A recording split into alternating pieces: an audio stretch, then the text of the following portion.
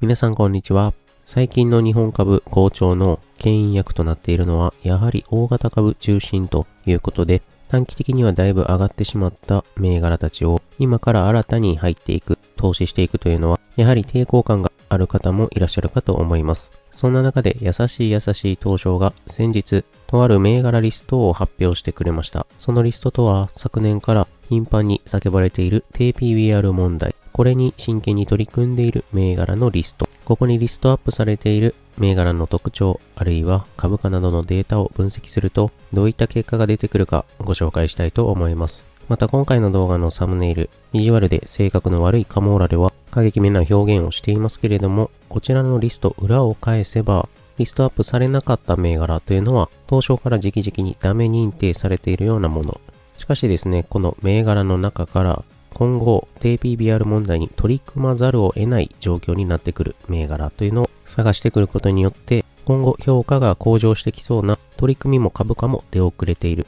そんな銘柄をリストアップしてみたいと思います。よろしければ今回もぜひ最後までお付き合いください。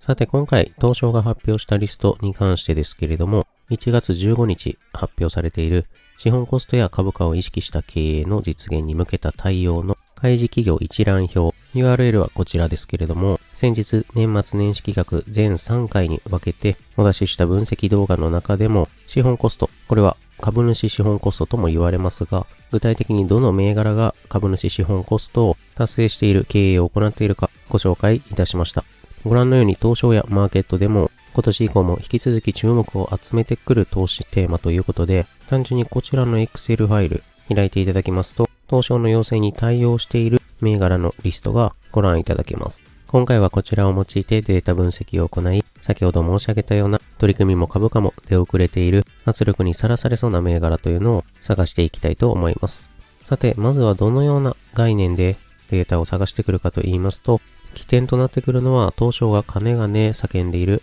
低 PBR を改善しろ。これは裏を返せば ROE を上げろと言っているのと同義だということは、当チャンネルの別の動画でも散々申し上げてきましたが、これにちゃんと対応しているような銘柄、具体的な施策を開示しているような銘柄ですね。その一方で、そういった対応にはまだ取り組んでいないような銘柄、単純にめんどくさいなと思っているような銘柄もあれば、PBR がすでに高い水準にあるような銘柄、自分たちは対象ではないと思っているような銘柄もあるかと思います。またその他に大きな要素としては、中小企業ですね。上場はしているけれども、そんなに規模が大きくない銘柄。こちらに関しては、こういった対応を一つするにあたっても、追加的な経費がたくさんかかってくる。人手の問題やリソースといったところで、開示対応するのはきついっすと。めんどくさいのではなくて、できない銘柄たちもあるかと思います。ですので、今回の銘柄発表を受けて、リストアップされているのはちゃんと取り組んでいる側の企業ですので、単純にそこに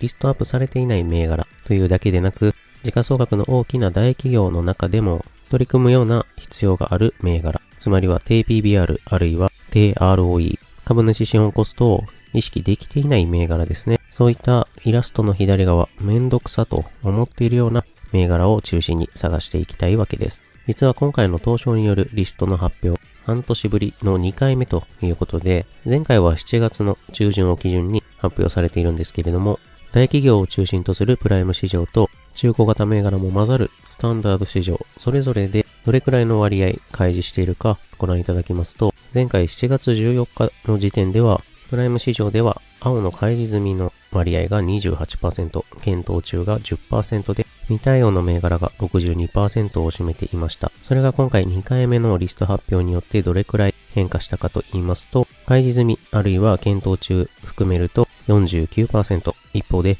未対応が 51% とほぼ半分ぐらいまで対応してくるようになりました。一方で中古型銘柄も混ざるようなスタンダード市場では、もともと1回目のリストアップでは、開示済みあるいは検討中がわずか 14% と、対応できていない銘柄が 86% も占めていました。それが2回目のリストアップでどうなったかと言いますと、こちら。割合としては、開示済みあるいは検討中が 19% と向上しましたし、検討中の中から実際に開示できた銘柄もいくつかあるかと思いますが、対応できていない銘柄というのが8割以上を依然占めている状態です。ということで、プライム市場に上場しているような銘柄は傾向として、東証が言っていることを要請に対応するだけの体力はあるかと思うんですが、やるかやらないか個々の銘柄の意思の問題。一方でスタンダード市場においては、中古型株中心に対応するだけのリソースがない。そんな傾向がこちらのグラフからはご認識いただけるかと思います。また開示状況を PBR の水準別にご覧いただきますと、1回目のリストアップではこちら、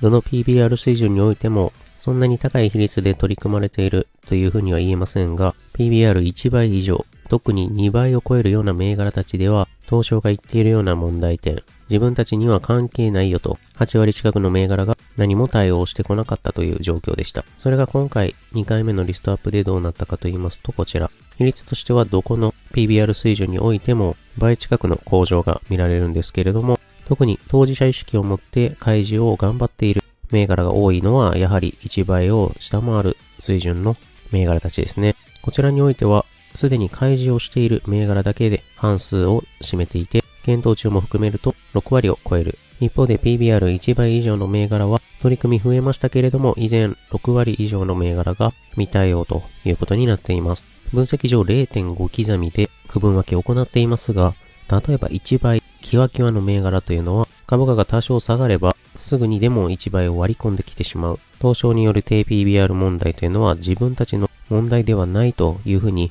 捉えるのは間違っているわけですね。実際に東証も PBR が高いからといって取り組みをしなくていいというわけではないと周知を行っていく姿勢ですので、こういったグラフ上グレーのゾーンに属しているような未対応の銘柄というのは今後圧力にさらされてくるわけです。それでは具体的にどのように対応あるいは株価出遅れの大型株を探してくるかと言いますと、まずはプライム上場の銘柄ですね。相対的に開示している銘柄が多いので、より圧力に近いところに立たされているかと思います。その中でも大企業、当然対応する余裕があるはずの時価総額2000億円以上の銘柄、規模感で言うとトピックス500に入ってくるか来ないかといったような銘柄が多いです。こちらを対象に圧力にさらされそうという意味で2つの条件。まず1つ目が ROE8% 未満。そしてもう1つが持ち合い株 15% 以上。この2通りに分けて圧力にさらされているにもかかわらず未だ何の取り組みもしていない怠惰な銘柄というのを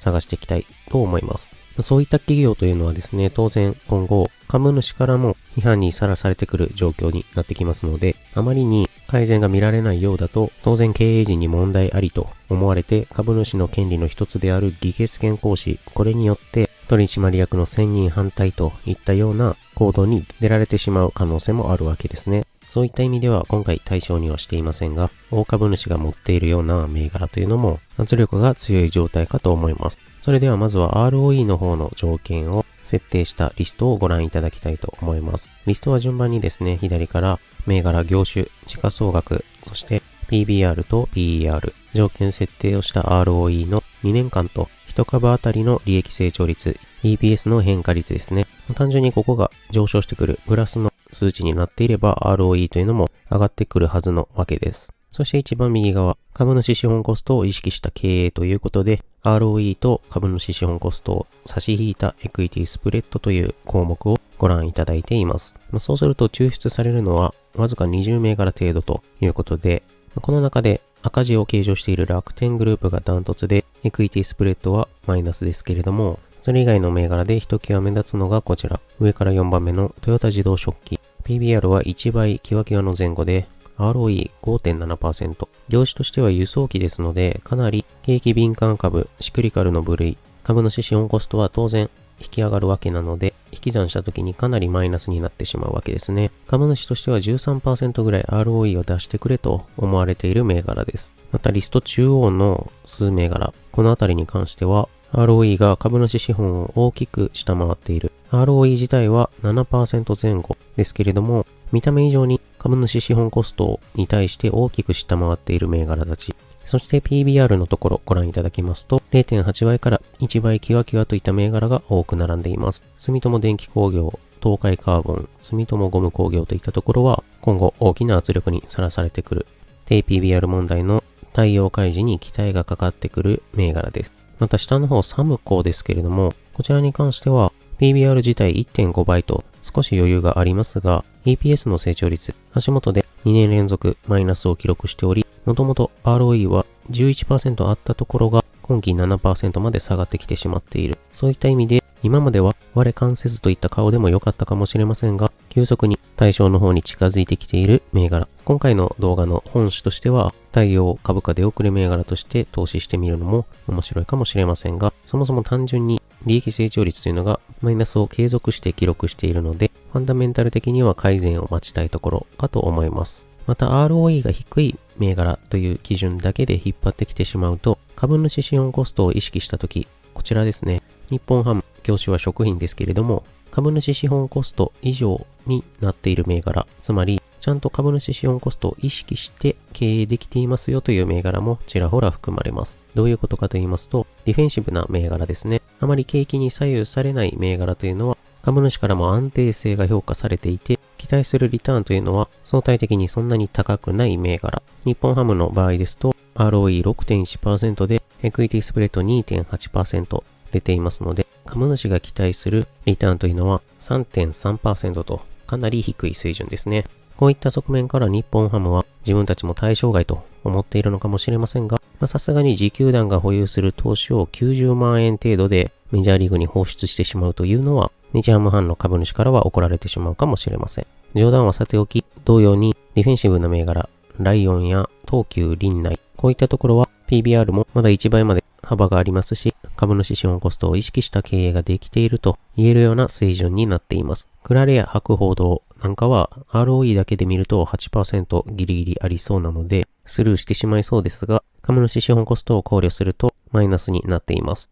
PBR も低い水準なので、逆にこの辺は見た目以上に圧力かかってくる銘柄です。さて今度は分岐条件の2つ目、持ち合い株の比率が高い銘柄。つまり経営資源を無駄遣いして有効に使えていない、主に海外の投資家から目をつけられそうな銘柄というのをご覧いただきたいと思います。こちらのリストも同様に銘柄と業種、時価総額に加えて、中ほど3列が持ち合い株の比率や銘柄数、時価総額、そして右側には先ほどと同じようなPBR や ROE、エクイティスプレッドを載せています。さらに、一番右のところ、利益権賛成率直近の株主総会における取締役1000人の賛成比率を示していますけれども、これが低くなってきている銘柄というのは、もうすでに株主から取締役に対して厳しい目がさらされてきているといったことを示しています。ご覧のリストの中で非常に持ち合い株が高い、無駄に経営資源を他社の株に投資しているにもかかわらず、株主資本を大きく下回る ROE になっている銘柄、上から2番目のワコールであったり、再び登場します5番目のトヨタ自動食器、さらには日野自動車ですね。こういったトヨタ系列は先日別の動画でもご紹介しましたが、トヨタグループの中でお互いの株を持ち合っているということで、それぞれ不要な分の持ち合いというのは解消が期待される風潮になっています。また、議決権の賛成率注目しますと、基本的には9割以上を記録するのが一般的ではありますが、こちらわずか7割にとどまっている東方ホールディングス、PBR も 0.9 倍で、エクイティスプレッドマイナス 1.2 ですので、あまり持ち合い株を大量に保有している場合ではない状況ですね。東証のリストという観点から言えば、単純に持ち合い株を解消して経営資源として投下していきますと、計画を立てればそれで開示している側に回れるわけですので、取り組むこと自体はそんなにハードル高くないと思われます。一方で開示すれば本当に持ち合い株をちゃんと解消していかなければいけないので、そういった狭間に今置かれているのかもしれません。その他上の方には議決権賛成率が 78% にとどまっている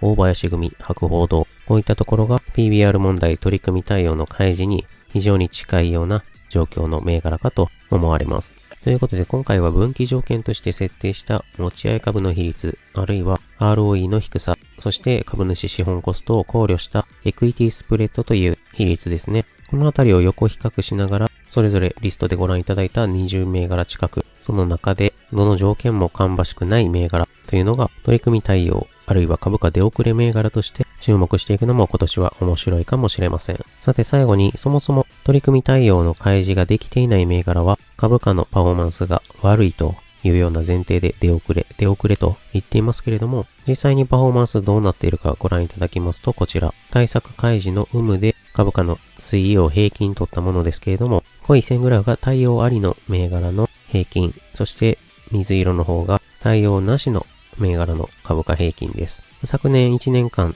東証が低 PBR 問題に本格的に口うるさくなって取り組んできた2023年から株価の推移をご覧いただいていますけれども、対策の開示をしている銘柄というのは、1年間で平均約 30% の上昇。一方で、対策していない方の銘柄というのは、平均で 20% 弱の上昇にとどまっていて、その差は約 12% とかなり大きな違いが見受けられます。そしてその差が大きく突き出したのが6月以降、夏頃ですね。そもそも相場展開が大型銘柄牽引の上昇基調になっていたところですけれども、その中で差が突き出したということは、やはり今回分析基準の一つとしました対策の発表をする体力、リソースはあるけれども、めんどくさくて後回しにしている、あるいは自分たちは関係ないと我関せずの態度をとっているような大企業が株価のパフォーマンス劣後していくことにデータ的に優位であるということですね。言い換えますと、大型株